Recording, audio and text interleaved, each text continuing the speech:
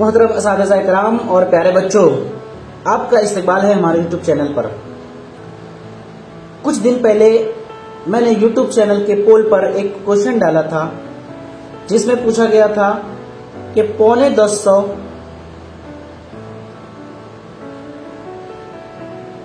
और 9,500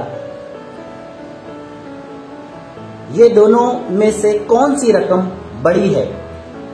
तो ज्यादातर लोगों ने, बल्कि 85% से ज्यादा लोगों ने बताया था कि ये दोनों रकम बराबर है, जबकि ऐसा नहीं है। बात बारीक है लेकिन काबिले गौर है। आपको तमाम लोगों को तवज्जो देने की जरूरत है कि 9,500 किसे कहते हैं और 9,100 किसे कहते हैं। अगर आप ये कहेंगे कि 1000 बराबर होता है 100 के, तो ये बिल्कुल दुरुस्त है, लेकिन 9,500, 9,100 और 9,500 ये बराबर नहीं होगा, बल्कि ये रकम जो है वो ज्यादा होगी। कैसे? चलिए हम इसको समझने की कोशिश करते हैं।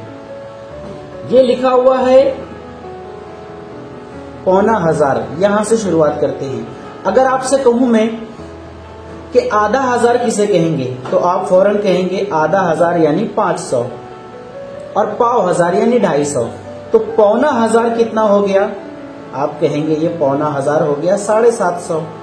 750 यानी 9,500। चलिए अब बात करते हैं हम 9,100। 9,100 क्या है? देखिए 900, आप यकीनी तौर पर इसे कहेंगे ये 900 है, और आप इसे कहेंगे ये 950 है, बिल्कुल सही। और ये है 9,100। समझ में आ गई बात? ये है 9,100 और ये है 9,500। ये हो गया 9,100 यानी 975, 9,500 यानी 750।